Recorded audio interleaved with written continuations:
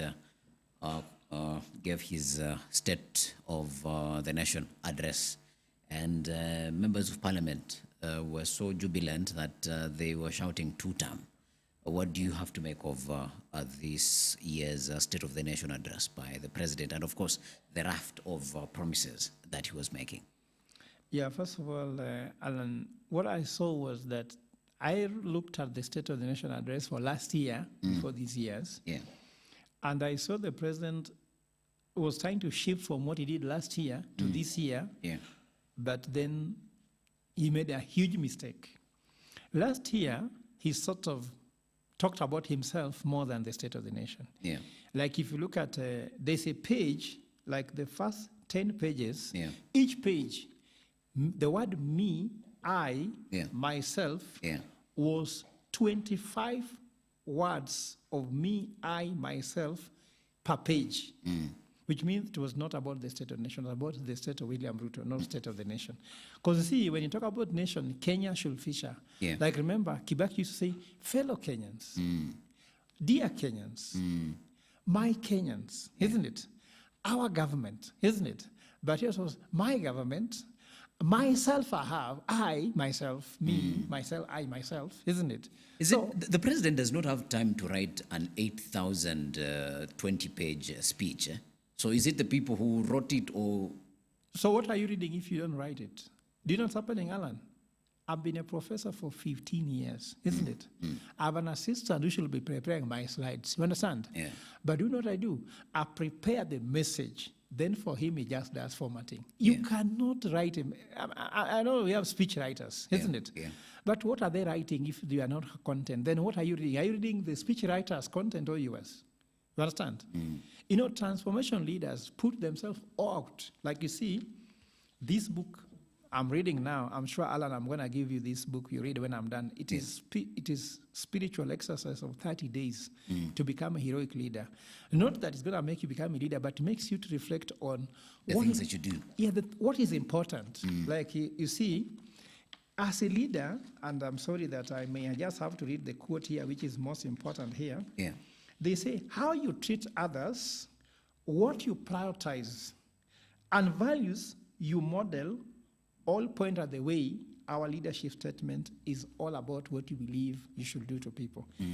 How you treat others, what you put as a priority for yourself, and what values you model is your way to lead. So don't copy people. What does that mean? As say, give a speech like Abraham Lincoln. Fred Ogola cannot talk like Abraham Lincoln, isn't it? Fred Ogola can't talk like William Ruto or Uhuru Kenyatta.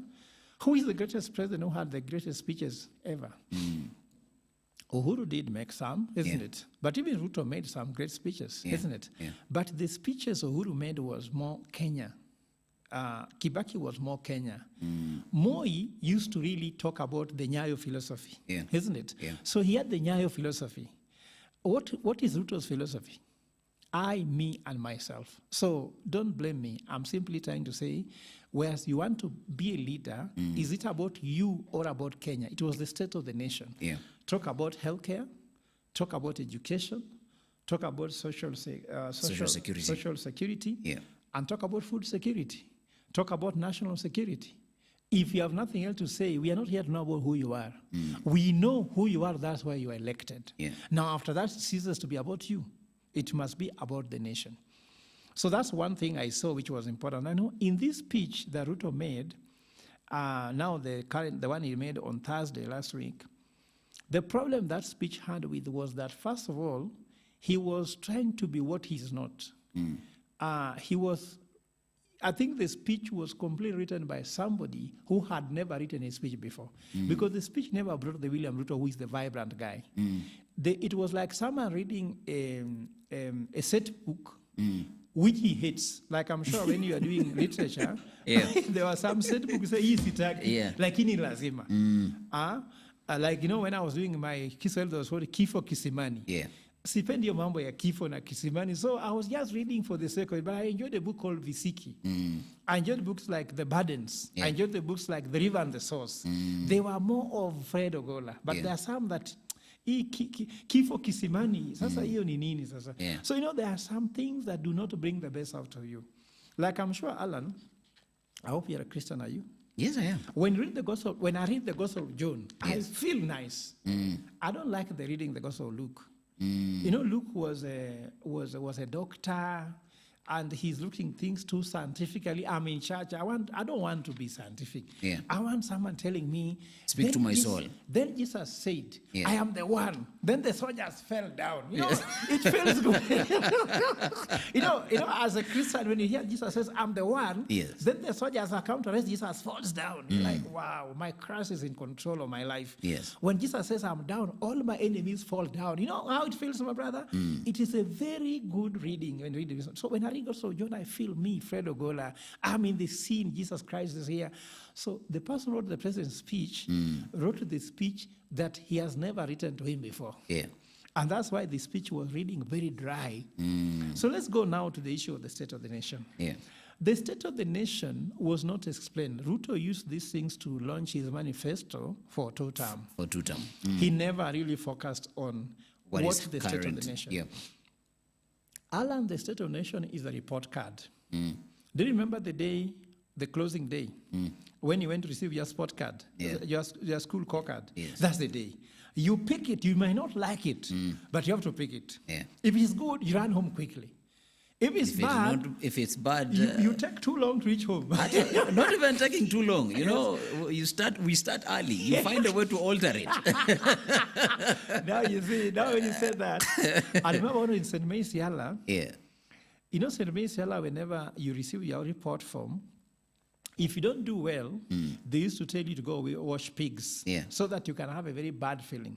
So there's one of my classmates who received a bad report from me. He received, I don't know, 35%, 42%, 28%. So what he did was he went and started changing the grades. Remember, there's a section which says the grade, and there's remarks. Remark, isn't it? So on this section, he changes 38 to 98, but remarks remains very poor. Then he says 48 goes to 89, then say terrible. Yeah. So no, when he took the report book to his father, the father read and said, this is poet, my son. Why he gets 98, they say very poor. Very poor. 89, terrible. So his father told him, let's go back to school, please. So the father had a Mercedes-Benz, these old men who are renowned with their old classic. Yeah. The guy carried his son to school, then told the head teacher, look at how you hate my son. He gets 98, then say very poor. Yeah. Then 89 is terrible. So what do you want him to do? You want him to get 120? Then they brought to him the real report. The real report. Then he said, so that was what Ruto was presenting. Yeah. Ruto was trying to say he has stabilized the economy, money is in people's pockets, and you look at your pocket, where is the money? You understand? SHA is working. If you have any problem, you call the police. Who has ever called the police? Can the police help you with the SHA anyway? If police cannot even help you when you get lost in Kenya, how will they help you? So I'm trying to say, in short, it was a joke of the century. Yeah. And you mentioned the issue of the MP standing and saying 2 term. And this is where my main point is, before I go to Singapore. Do you know that on Saturday, no, it was on Friday, I met 3 policemen, MPs who are my friends in Hurlingham for coffee. Actually, the one who bought for me coffee in Java. Then I asked them, you guys, man, why did you stand in Parliament and shout 2 term? Was there any need for 2 term? In fact, was the state of the nation supposed to be discussed? You had not even discussed the report. You're already shouting 2 term. How can we trust that you are going to thoroughly review the state of the nation, which is a national duty? Yeah. They told me, Professor, you know what happened? 2 nights before, when for that State of the Nation address, we received a call from somebody from State House who told us that anybody who will be willing to stand up and shout 2 term will be given 50,000 shillings before going. Yeah. And once you stood and shouted 2 term, because they'll take video, the videos will be sent to somebody behind the curtain who will view them, and everybody who stood and shouted 2 term will receive another 100,000 in cash. That's why they stood. How broke are members of parliament that they are willing to take such money off of the table? It's not about Brock, Alan. What are their values? What are their values? But that also, if you want, of course, the issue is about values, not about how broke. So do you mean, Alan, if you are broke, you should steal people's money? No, not necessarily, but at least you'll have a motive. But let me tell you what. First of all, it's not about being broke. How much are MPs paid? And exactly, that is And what I'm not they still steal money from understanding. CDF. All the CDF report shows money is stolen. Yeah. So that's not the issue. And then these handouts, whenever they go sitting allowances, water allowances, they even get allowances from their parties, isn't it? Yeah. So it's just like greed. Alan, So it's a value how issue. much money is enough money? Do you know? It depends on how you use enough. it. Yeah. If you have 6 concubines, and I'm not speaking out of the blues, if I'm lying, Alan, one day, whenever I hear MPs have a retreat in Naivasha, go and stand at the gate of Lake Naivasha Resort. Yeah. You'll see the kind of women entering, almost naked. I'm sorry. I've seen this with my own eyes. Yeah.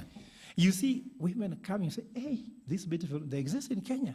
Even here, I stood and said, oh, so we didn't select well, Amma, what is wrong? Yeah. That's why one day my wife told me when we went with her that day I was going to spend a night in Lake Naivasha Resort because I was working for one of my clients who told me, Professor, because you've done a good job, tonight you can call your wife, I'll give you one night for a couple in Lake Naivasha Resort. And that's the night MPs were also there. Yeah. So my wife told me, hey, Kumbe, they say, before you get married, you need to walk around. Because she was even... She was also intimidated. Yeah, no, I mean, you know, my wife is, I don't want to say she's beautiful because that is not very good to say, but to say that she believes in herself. You know, she comes from Taita Taveta, you know. Yeah. From Taita Taveta, women don't struggle with beauty. Prof, I see what you're doing. You know, so she simply told me that, I think before you get married, should I walk down and tell her, no, don't worry, I'm comfortable with you so far. So what I'm trying to say is that how much money is enough money? It's not about the how much. It's about how do you spend your money? Where do you put your money? Yeah. If you have all those things they put aside, you see, for example, how many are you hearing about sex scandals in Parliament, isn't it? So and so, I don't know, is doing this and that. This member of Parliament, there's one MP who told me the truth. And I won't mention his name because he's my close friend and I have no permission to tell him. Yeah. That when he first became member of Parliament, then he went to the bank. Then the bank is for the constituency. Then he saw these beautiful ladies in the bank, seeing him withdrawing 50 million. Yeah. You know, Alan, let's imagine you're a member of Parliament. And there's this beautiful women that the one used to work for Chase Bank. Then you are withdrawing 50 million. And they're the ones counting the money, and they're looking at you, you're withdrawing 50 million. Yeah. Do you know, you might not go home. So this MP told me that the discipline you need when you're handling public funds is on the high roof. So these ones who get bribed 50,000, 100,000, can they be trusted that way? That's why money gets lost. Because you go to a bank, their bank manager is a woman, isn't it? Yeah. And some of them are the ones tell us withdrawing money for you. And you find that some of them, they're also not paid very well, isn't it? So you are withdrawing 50 million and you have come with, I mean, I'm just trying to ask you, maybe even if you withdraw 1 million, and these people don't earn 1 million. For you, today you withdraw 1 million. Tomorrow you withdraw another 1 million. Now, the thing is that you can't handle that money. So these MPs, it's not just that they are paid little money. It's about values. I used to be in Strathmore. I used to control billions of shillings there, isn't it? And I never misuse the money. That's why I'm out here. No one can take me to court for anything, isn't it? I can say how I left Strathmore. Strathmore, if they're wrong, they should go to court and challenge. All my accounts can be audited. And you cannot see 1 shilling getting lost. It's about what you believe in. Am I rich? I'm not. I'm not even rich like them MPs. I just believe that in my will, Alan, I've written 2 things. Nowadays, because Raila talked about the will of 72 hours, which some people argue that it is not his will, it is the state's will, but let his soul rest in peace, I also have to start revealing to you what is in my will. The first thing in my will is there is enough to celebrate. Even if you want to celebrate, you can just go and buy samosa, which can be 20 bob, with a cup of tea, which is 10 bob, and celebrate. We don't need to go and buy, I don't know, billions, I don't know what. It's enough. Like, for example, sometimes when we are broke at home and wife tells us, let's just go to buy there. We buy a sponge and some kind of tea, sit down and just enjoy and laugh under the sun. Yeah. You understand? Yeah. We don't have to go to Kempinski and order, I don't know, a 2-course dinner. No, there's enough to celebrate. Whenever we have birthday for my kids, like I have 3 of them, and imagine, Alan, one is in September, my wife. October, my 2 daughters. November, my son. Those are heavy months. I'm done now. I'm happy. Those months are past. Yeah. So I'm telling you, so depends on how much money we celebrate differently. Sometimes we just go and buy a small cake in the supermarket, cut it for them, and they eat, we laugh, and ride bicycles, and we are happy. So there's enough to celebrate. The second thing in my will is that no one, Alan, should come to my grave and say, Joey. Yeah. Do you know why? I will not be regretting for dying, my brother. I've lived my life. Yeah. Yes, if it's about career, I'm a professor. There's no more promotion I'm expecting to be given in academia, isn't it? If it's traveling, I've traveled and seen the world. I also had fun when I was a young boy, isn't it? So what have I not done that you should be crying? If you are crying, cry for yourself. So in my will, I say, don't cry for me, cry for yourself. If there's something you're expecting for me, you have not gotten and I'm dead, that is your problem. But cry for yourself, not me. Me, I've had it all. Don't regret my death. Yeah. For me, at this age, I think there's nothing I'm really looking for. Maybe the only thing I'm looking for, God to give me time. Maybe I can give it a chance to be a leader in this country and make a difference. But for myself, I don't think there's something I want to achieve higher than I have achieved.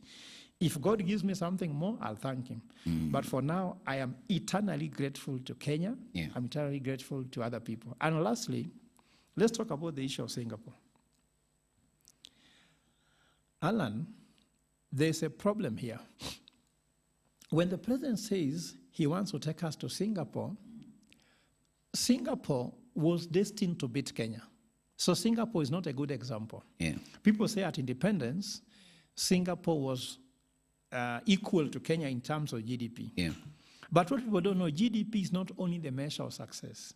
There are some things that fundamentally Singapore was ahead of Kenya. You know, Singapore was colonized by the British. They had built a great infrastructure in Singapore. Secondly, Singapore had a very developed human resource. But Singapore was just about 2 million population, while Kenya was 8.6 million. Now, how do you compare a 2 million population with a 6 million population? Yeah. Now, currently, Singapore is 6.8 million population, while Kenya is 56 million population. So again, do you want us to go Singapore where we reduce our population to 6 million? So instead of Ruto as president benchmarking with Singapore, Sakaja should be doing that because Nairobi is almost the population of Singapore. So we should be looking at how can Nairobi be Singapore, not how can Kenya.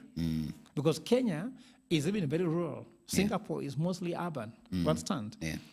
And then even if you want to do it, of course there are some things we can learn from Singapore. Singapore is a destination, desired destination we want to be, isn't it? But it is not the journey we need to take. We cannot walk the path of Singapore to become prosperous as Kenya. The best thing we need to learn that the nearest country to compare ourselves with is China, because the issues that were in China at that time are similar. Today. But of course, China has 2 problems. One, their population is too big, so we cannot be like China anyway. Neither can we be like China because also China has too much human rights issue. What I can tell Mr. President, don't brand yourself or even try to copy another country. Kenya is unique. Kenya is not special. Pick, cherry pick. Go to China, pick what works in China and can work here. Go to Singapore, pick what can work in Singapore and bring it here. Go to India, go to Korea, go to Japan, but don't tell us you want to be like any of them. You cannot be like any of them. Do you want to speak Japanese? Do you want to speak Korean? No. We just want to be Kenyan. And Kenya can be better than them. what if by the time we reach Singapore, Singapore is now facing recession? Do you want to have recession like Singapore now? Yeah. People don't know that Singapore is facing recession. The Prime Minister has come out saying the economy of Singapore is on recession, and the Trumpentum, what Trump has passed, Singapore is due to suffer because the trade wars between US and China. Yeah. Has he thought about that? So, to tell you honestly, the president is giving us a wrong destination. Then, secondly, the president talks about taking Kenya from third world to first world, isn't it? Let me tell you what. Do you know how the analogy of first world came? I'm not aware. Okay. During the Cold War, there were two countries, USA and USSR. Yes. So you either supported USA with its capitalistic inclinations, or you supported USSR and communism. And if you didn't support two of them, you are called third world. So third world was not an economic ideology. It didn't mean we are poor. Third world meant that if you didn't support USA or USSR, you are third world. But basically, even with that explanation, but still it would make sense to the extent that we did not even have enough muscle and money to take sides. No, but you see... So we remained third world but you see, there are Asian countries that did not support communism or didn't support capitalism. And they were also having economic muscle. So the issue was blackmailing you. You either support me or you support them or you're third world. But Alan forgot about that a little bit. Did you hear the term called modernism? I know of the term. So when the Western nations came to this country, they told you that if you don't worship the way they worship, which means leave your religion and join their religion, isn't it? Leave your culture and embrace their culture. Drop your food and eat their food. Stop dressing like the way Africans used to dress in skin to put on a suit like me. Then you are a modern man. So those terms have been used to blackmail Africans to take the Western ideas. Then they tell you, if you don't take sugar, then you are not modern. So you start taking sugar. What does it mean? They want to sell you sugar. They want to sell you clothes. Now you have to import sugar from abroad to take so that you can give them business. They are looking at it as a market. Now, then when sugar gives you cancer, then they tell you now you have to import their medicine to treat cancer.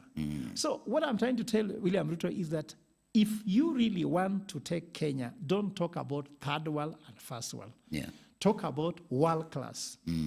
Kenya needs to become world class, not third world, not first world. And then Kenya needs to have world class thinking to generate world class wealth. Then what you do is cherry pick where best practices are. Like now, Alan, if you're married, I'm married. There are some things I'm doing well as a husband. Just pick those ones only. And there are some things I'm doing very badly. Even me, I'll take from you what you are doing well. I bring in my marriage. But sometimes there are things you're doing well cannot work in mine. So you have also to find what works. So these things of copying does not work. China has done something that Kenya can emulate, that's what I'm telling you. China went to US and copied everything that can work in China, and they copied shamelessly. Shamelessly. For example, China did not copy capitalism.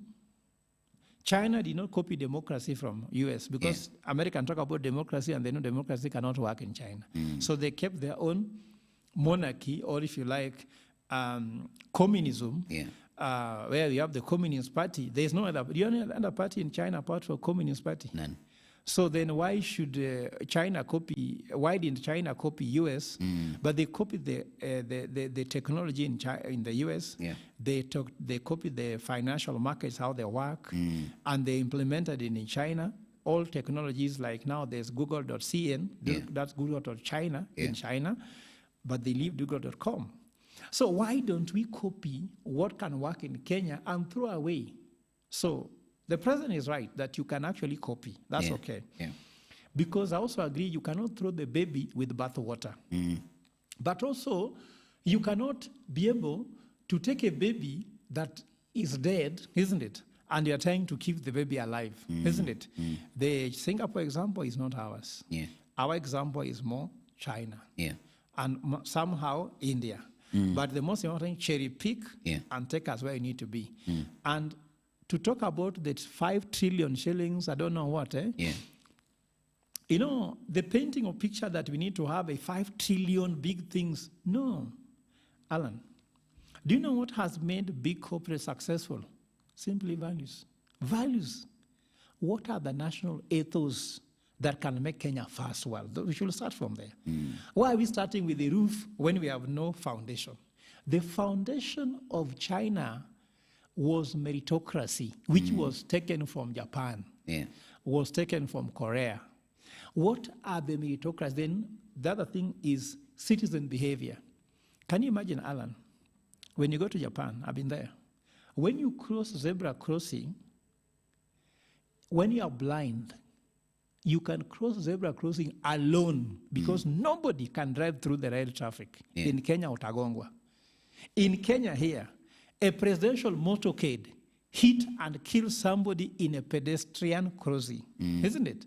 So why don't we talk about what are the national ethos?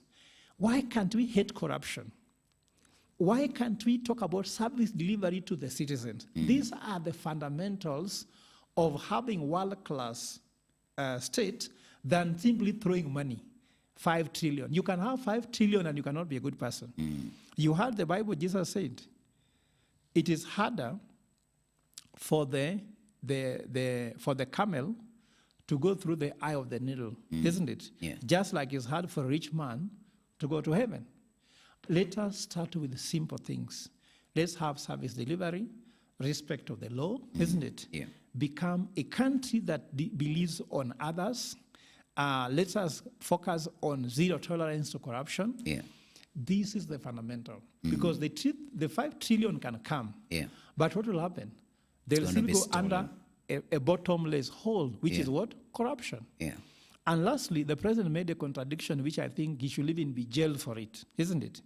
He said that we have 5 trillion odious debt. True or false? You heard that?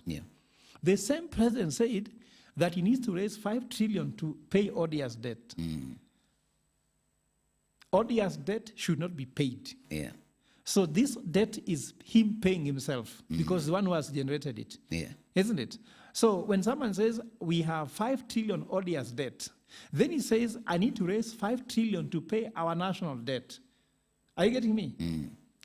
You know, in other countries, the president should have resigned by now. If that was Japan, the way he wants to become like Japan. If it was Korea, he could have gone home. You understand? If it's Singapore, he could have been kicked out because of inconsistent economic policies. So, Mr. President, your State of the Nation address can be better. And if you listen to me, I'm sure you are listening. Please follow how State of the Nation is done according to the Constitution. Not about self-praising. It's not about launching a manifesto. It's about giving a scorecard to the country so that we know where we are. Because if we cannot tell exactly where we are, we don't know where we're going. We don't know where we're going. Prof, as we're winding up in like 2-3 minutes, when you look at how you economists are looking at the economy, things are doing well.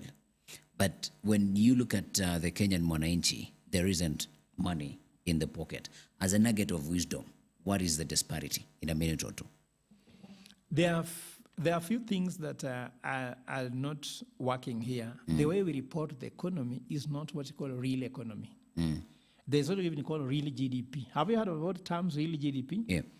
So there's a difference between economic development and economic growth. We report more economic growth, but we don't report economic development. Economic growth is how much revenue a country can generate in terms of GDP. But economic development is how that money raised is going to the people. For example, how much of the taxes we collect and we borrow goes into healthcare back into and education, in food security, in national security, and social protection. We have too much pending bills, isn't it? So how can we have pending bills and debt at the same time? It's like you as a husband telling your wife, to pay our house expenditures, let us borrow money.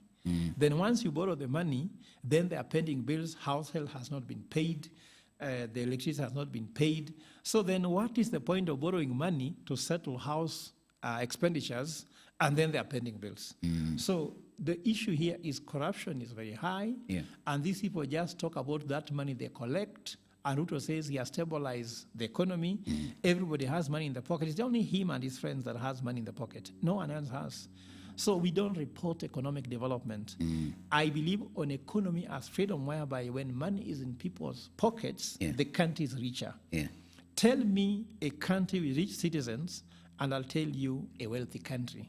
But tell me a country where citizens are broke, and I will tell you a broke nation. I was in New York City, my brother. I saw that what happens in New York exactly happens here. Imagine, Alan, that people sell samosa on the street in New York, just like you do it here. People sell sausages on the street. We have plumbers, we have welders, we have taxi drivers, we have matatu drivers, we have even school bus drivers. Do you know the difference? The difference there is that they get paid. And secondly, when you're selling these things on the street like hawking, people have buying power. For us, you can shout at people, kumi, nakuna mtu anakuja. Sivyo? There, they don't even shout. People just come and buy because they have buying power.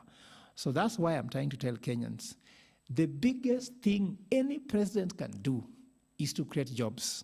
And that's why I'm so sad that the most important ministry to help Kenya now is being held by the most incompetent minister, that's Ministry for Labor. If you can have the Minister for Labor who understands that he needs to create jobs, not to make money for himself through bad policies of regulating people, giving people a lot of, let's say, difficulties to access jobs, like, you have to go to EACC, you have to go and get police clearance from here, you have to go and get a lawyer, certify your document. Just like that is a joke. We should remove all those barriers so that people can get jobs.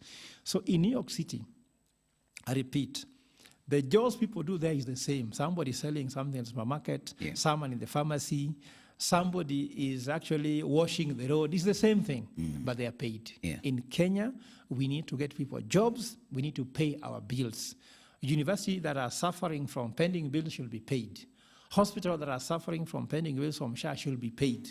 And Kenyans who are working, who have not been paid, should be paid. That's all. That's the only difference. So discipline of paying people. The most honest thing you can do, pay people. Thank you. All right. And on that note, we come to today's end of today's edition of Political Monday. And my takeaway is lipa watu waweze kujitegemea. Prof, thank you very much. And I hope we'll be here Monday next week, saying and dissecting if one term is real or two term it is going to be. All right? And good morning. Keep it Science TV, because subsequent programming is coming on to inform, educate, and entertain you all together.